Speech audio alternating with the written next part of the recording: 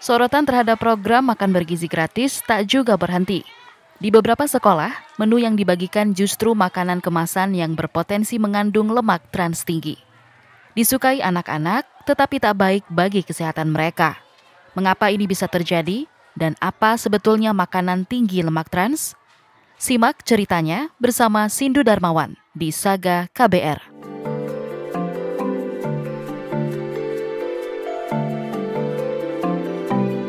Saga, cerita tentang nama, peristiwa, dan fakta.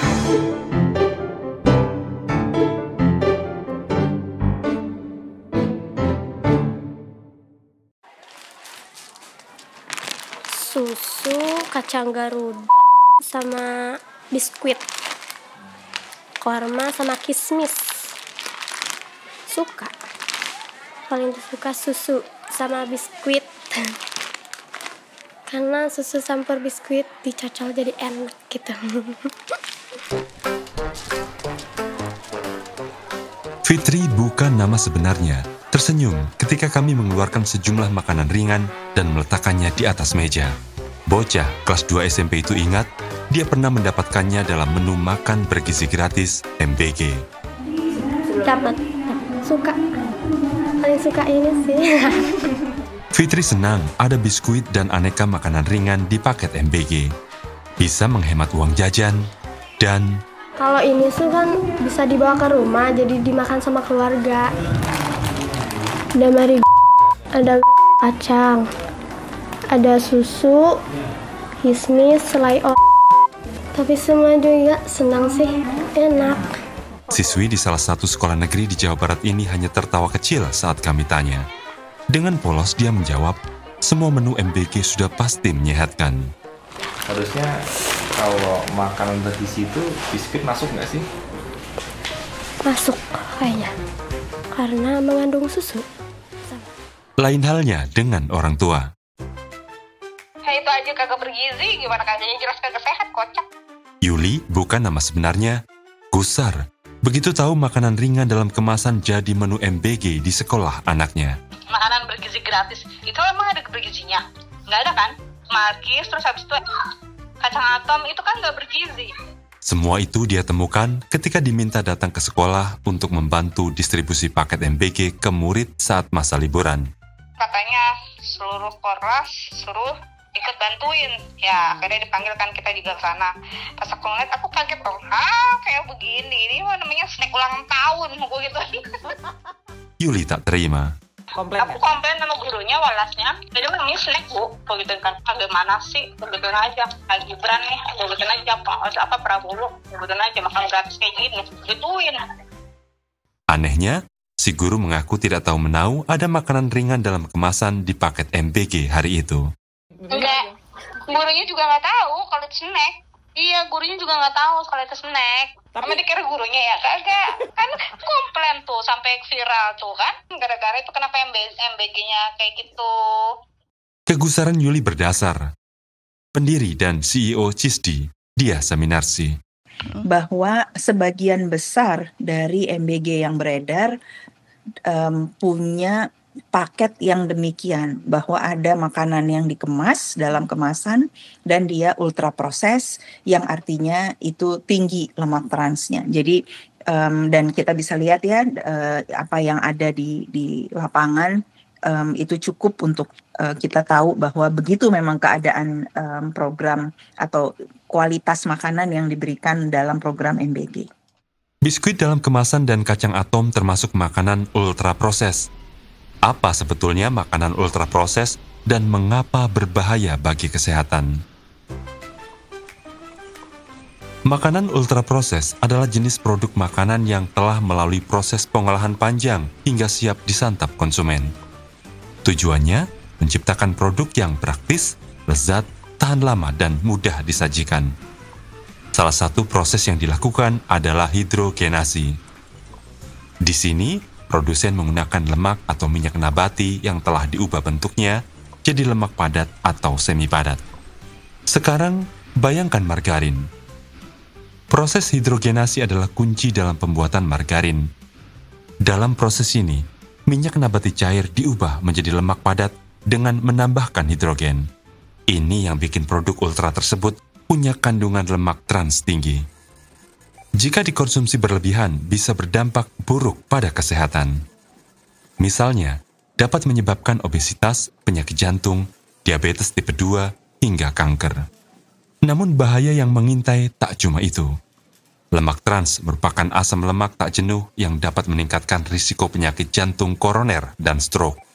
Data Organisasi Kesehatan Dunia WHO mencatat, penyakit jantung koroner telah mengakibatkan sekitar 500.000 kematian secara global setiap tahun. Kondisi ini menjadi perhatian serius Lembaga Advokasi Kebijakan Kesehatan Publik, CISDI, yang turut memantau pelaksanaan MBG.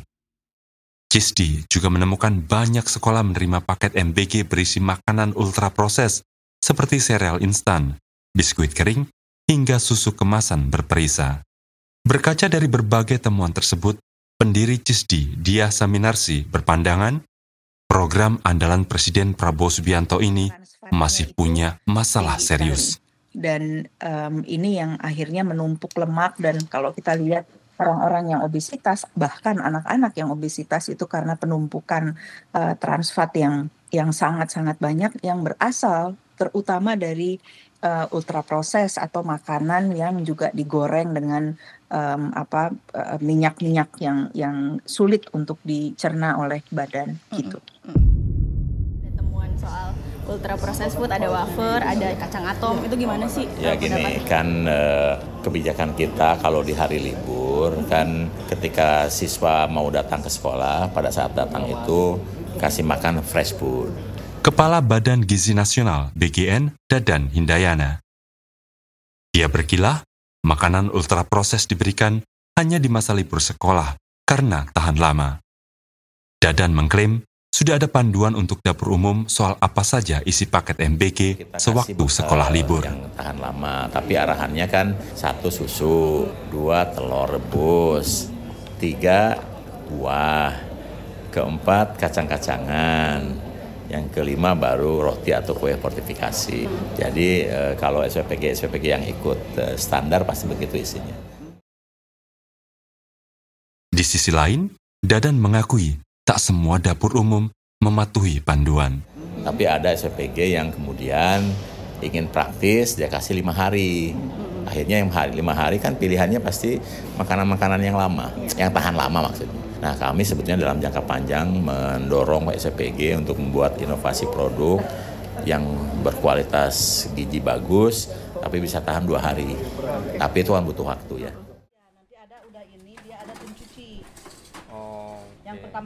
Salah satu dapur umum yang kami wawancara mengaku hanya mengandalkan pengetahuan pribadi untuk menyusun menu MBG. Mereka sempat memperlihatkan tumpukan dokumen yang diklaim sebagai SOP dan aturan-aturan penyediaan makanan bergizi. Namun tidak ada petunjuk spesifik yang mengatur makanan ultraproses maupun tinggi lemak trans. Masuknya aneka makanan ultraproses dan berpotensi tinggi lemak trans ke menu MBG mengindikasikan pemerintah abai dengan ancaman bahayanya terhadap kesehatan anak.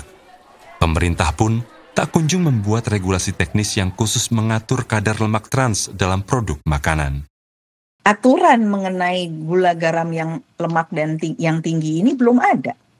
Jadi BPOM juga mengiyakan atau memberikan sebuah keputusan iya itu bukan berdasarkan sebuah regulasi yang tertulis jelas bahwa untuk Indonesia konsumsi gula nggak boleh lebih dari sekian persen, garam nggak boleh lebih dari sekian persen, lemak juga nggak boleh.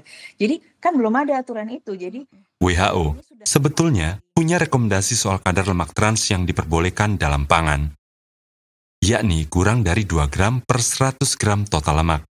Tahun lalu, WHO menemukan 10% produk makanan di Indonesia mengandung kadar lemak trans melebihi batas aman. Dikeluarkan oleh tubuh. Nah ini kalau kita suka bilang kolesterol tinggi itu sebenarnya adalah salah satu bentuk manifestasi dari lemak jenuh yang terlalu banyak kita konsumsi sehingga dia menaikkan kolesterol yang jahat.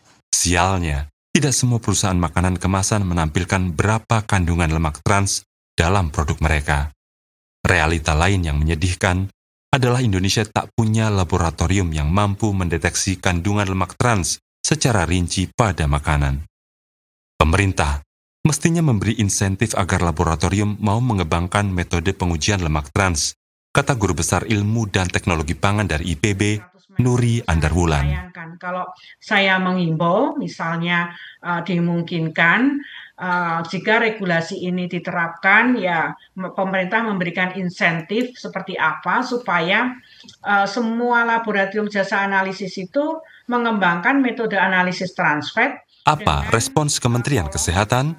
Ketua Tim Kerja Penyakit Jantung dan Pembuluh Darah Kemenkes, Facha Nuraliah, bilang begini. Kemudian Permenkes, semua masih dalam proses, karena turunannya itu kan, PP itu kan banyak ya, ratusan pasal.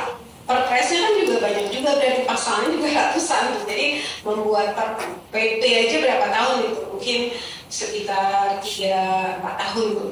Sehingga harus semua Permenkes, semua Perpres itu harus disusun secara hati-hati karena menyangkut hajat hidup masyarakat ya. Jadi nggak boleh terburu-buru. Rentetan problem di hulu mulai dari rendahnya komitmen pemerintah, ketiadaan aturan hingga minimnya infrastruktur pastinya berdampak ke hilir.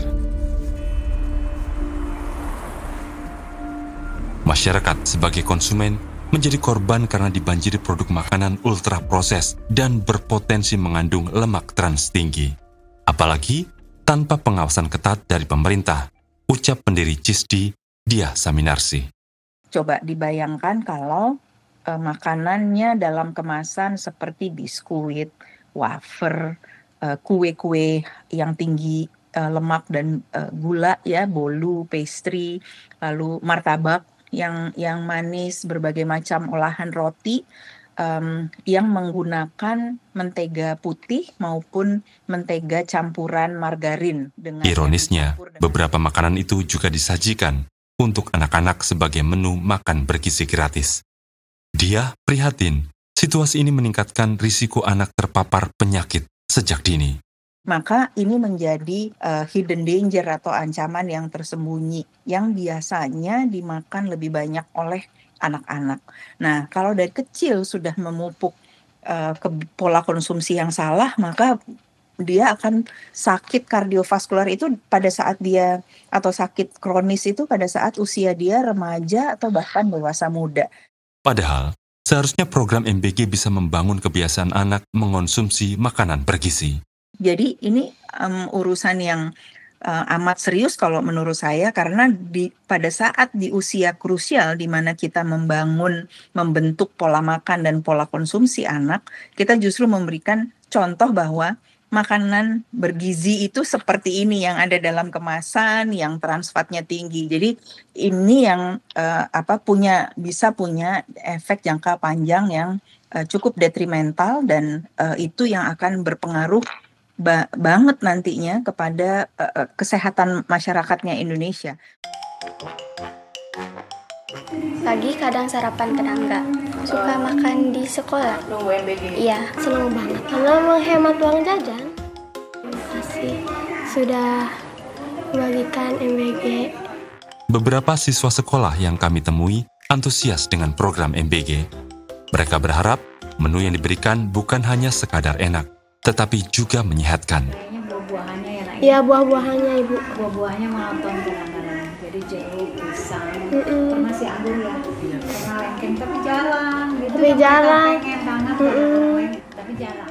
Keinginan serupa juga disampaikan salah seorang guru. Harapan saya, anak-anak didik saya juga makan apa yang diprogramkan pemerintah, yang untuk mewakili ada makan bergizi, agar dibiasain anak-anak. Senin makan singkong, Selasa makan umbi-umbian gitu kan, dari ubi jalar, hari Rabunya makan sayur-sayuran, hari Kamisnya dikombin gitu Mas, apalagi sampai Jumat itu 5 hari sekolah. Ya harapan saya memang benar-benar itu pemerintah menguatkan ya Mas ya. Demikian Saga KBR.